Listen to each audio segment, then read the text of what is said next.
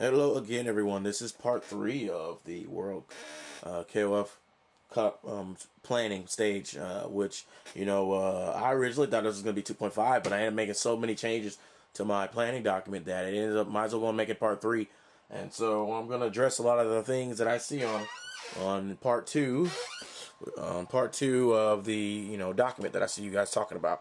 So bear with me. This might be a longer video than the other one. I do not know, but YouTube is giving me time to put more than 15 minutes, I guess, because it sees I upload so many videos. It's rewarded me for that. But first thing I want to talk about is some people saying that I should again put it in the United States. I'm going to talk about two different things here. First thing is going to be business, and second thing is going to be skill level. I understand what you're saying, go around Evo or whatever, or final round in some places because of promotion, and they give these other games a chance. But they give the games a chance. Yes, you're right. But are these owners of these particular tournaments, are they willing to give this company a chance? In other words, they're gonna have to. What I'm telling you guys, this is a business decision. This is gonna be an LDA event. To be quite frank, this World KOF Cup is gonna have our stamp all over it.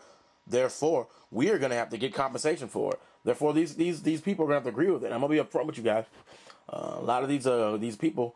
And I perfectly understand why they do not agree to do partnerships for these particular tournaments, because they, have certain bills that need to be met, and for overhead and expenses, and some of these people for these tournaments, there's their livelihood doing those particular tournaments, so they want to make sure that it gets covered. So a lot of these people, these places that you're telling me to go tag team with, a lot of them, guess what? I've already tried that before, and I've gotten no replies from them. So I'm not going to continue to go down that path. So from a business perspective, if they're not going to be willing to team with us for that, then, I'm not going to ask them again. At this point, I don't really feel like I have to.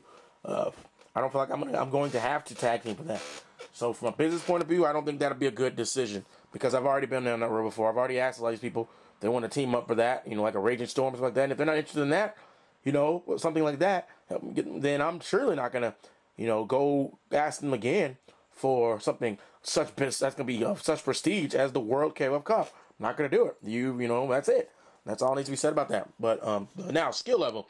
Again, after Battle for Mexico, now, instead of saying that the average level of play in Mexico is about 20 to 30 times better than the United States, after playing against Kula personally, I can tell you, average level play in Mexico is probably about 100 times better than the average level play in the United States when it comes to KOF. And from that point, the skill level, I'm going to say even at Evo, the skill level, guys, it's not enough for it to warrant being a regional in the United States. So skill level is not that, and I want the highest level of quality, matches, and I want the places to be central where KOF is played mainstream, and then you see the locations where it's central. For the most part, KOF is played mainstream there, or I'm getting a lot of regions, a lot of countries all at once there to make up for that. Which I have, in my particular document now, I've broken everything up in the super regions, 6 super regions. So I've done a complete overhaul of this document you're looking at right now. But we're going to get to that. We're going to cover a couple more questions I see on part 2. About the judge. Now, this is going to hit into something completely different. About, I might need to cut some events down. That's a double-edged sword. Because I'm about to explain this to you from a corporate view. And this is going to be, I guess, IRS and corporate, I guess, 101. Really quick. Basically, what many of you have to understand is anytime these tournaments are done, it is a tax write-off. And many of you that you own corporations or whatever, that. This is a tax write-off. And basically how it works is if the company does not use that money, or if there's money that's in, excess, the company doesn't use it for the company, Uncle Sam is going to take it. And that's how it works. In a sole proprietorship, or if you yourself or one person is doing something, but Uncle Sam is just going to take his taxes anyway. You don't have a choice. But and you can correct me if I'm wrong for that, but it's completely different. In a corporation, you have an option. You have an option to use this money as, get it written for other expenses for the company, or you have an option to have Uncle Sam take it. So with that particular thing being said, what do you guys think is going to be the option? Would you rather let Uncle Sam take it, or would you rather use it to benefit the company, which you can use it for tournaments or whatever, and it's a write-off? I think that's pretty obvious. So with basically, if everything else gets going with the medical and whatever else we all have going really, really, really well, which we have a lot of things going. All it takes is a couple of them to click tremendously, and all of a sudden now Uncle Sam is looking at a lot of your money as, what needs to be taxed, what's his.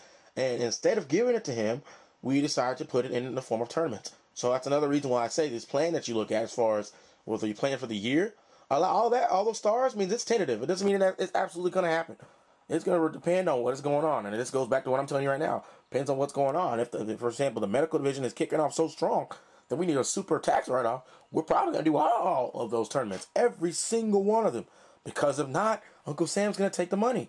So that's what you all have to understand. This is corporate and taxes, IRS 101. You either put it back in the company, which is many ways to do that. Many ways to do that.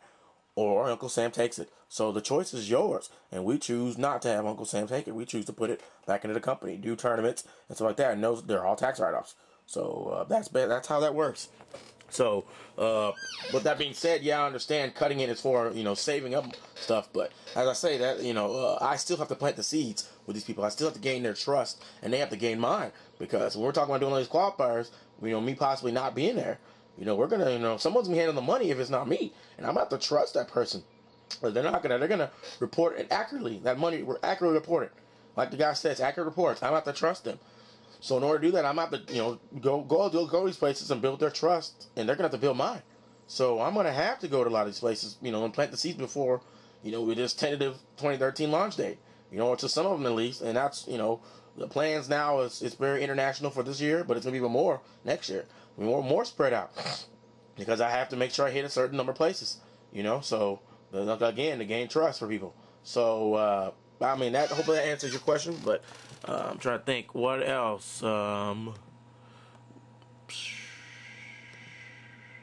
Thank you, Shiki, for pretty much listing those locations.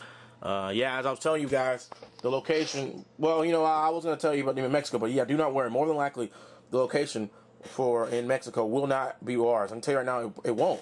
And obviously not just for the political reasons, because we're talking about something very, very high on a political stage, but for reasons that basically I need to make. Where are the most players in Mexico located? Mexico City area. So that's what we're looking at the most. So I'm sure the people in ours will not have a problem traveling to Mexico City for the tournament. But now we've covered that. Let's look at the new and improved plan. What I have for now, the World KOF planning, I guess version 3, whatever. I've been editing a lot. Still objectives the same. I have added 98, regular 98. That way, because we now have 2002 regular, 13, 11, 98 final edition, and 98 regular, and 2002 Togeki version. And the qualifier spots are given to the regional champions, only per game, or / top 3. It's going to be top 3. So the regional champions, I'd call, regional champion, the people that win those regions, which are now sub-regions now. I have a super regions and sub-regions. And so basically, it's going to be basically the top 3 people per super region. They're going to go, basically. So, basically, what I really want to do is have, 3 people per region, because I have super regions. So you're going to have the top 3 per region. So I have region 4A, 4A, 4B, 4C. Those are going to be the people representing that particular region. And that's what I'm going to do. So, so let's move on. The phone, I hate it. It's just something you can't control. But let's move on. Distracts me. Oh, but okay. So, for example, for King of Fighters 2002, there are going to be 48 spots given. For 13, there's going to be 48 spots. 11, 48 spots. 2002 48 spots. 98 final edition, 48 spots. OG 98, 48 spots. That's total. That is total. There will be 48 spots for all those games given to the final. So, in other words, the final is going to be top 48. That's going to be 48 people battling out for the final in each game. That's what it's going to boil down to. And that's including the wild card, which I have. That's a completely different section we're going to get to. Now, other rules and notes I put it. Other countries not on the list are free to go to all qualifiers. $10,000 bonus pot for first, second, and third for King of Fighters 2002 World Final.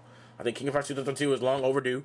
As I say, it's the most played KOF in the world right now. So it is long overdue that we need to have a World Championship for it. So for sure, that is where the bonus pot needs to go for this first tournament. Without question. It needs to be solved. It needs to be done. And, next time we might be able to divvy it up.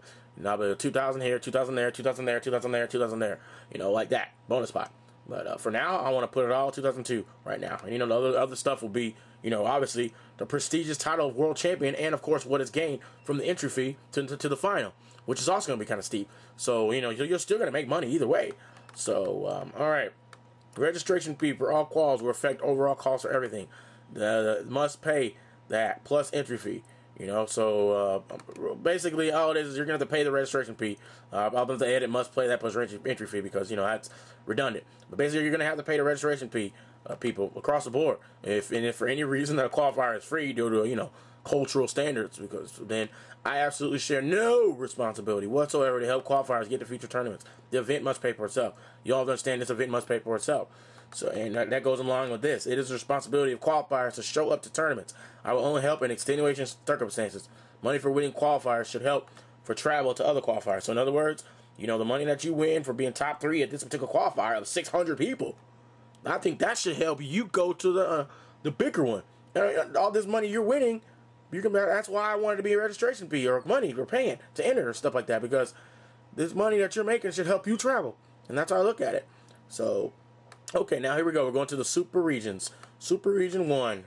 We have broken down Region 1A, and that's going to be in Mexico City. We have USA, Mexico, Canada, Cuba, the Bahamas, Dominican Republic, Haiti, Puerto Rico. That is Region 1A in Mexico City. Region 1B in Guatemala are to be determined. Guatemala, Belize, Jamaica, Barbados, El Salvador, Nicaragua, Panama, and Barbados. Okay. Super Region 2. And again, out of all these regions, there's going to be 3 people coming out to represent the region. Three people per game, which is, you know, as I say, that's why I get the 48 total. But there's going to be 3 people coming out per region. Well, you know, yeah, per region. Not per super region, per region. So, you know, try to help you understand that. Region 2, location, Osaka, Japan. And Region 2A is going to be, or Super Region 2. And Region 2A is going to be Japan, Philippines, Vietnam, Cambodia, Thailand, Laos, Burma, Indonesia, and North Korea. Have it split it out accordingly. Region 2B is going to be in Taiwan, or, you know, somewhere else maybe. South Korea, Taiwan, Australia, New Zealand, Tasmania, Malaysia, Guam, Singapore, and Bangladesh. Super Region 3. Region 3A location, China. The people are going to be in that: Russia, China, Mongolia, India, Hong Kong, and Nepal.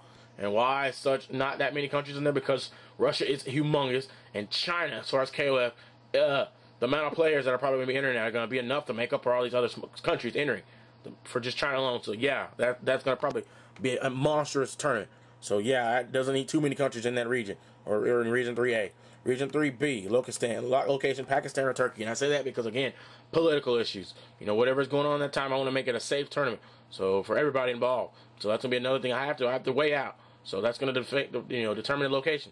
So Pakistan, Iran, Iraq, Afghanistan, Kazakhstan, Uzbekistan, Turkey, Syria, Jordan, Armenia, Georgia, not United States, you idiots.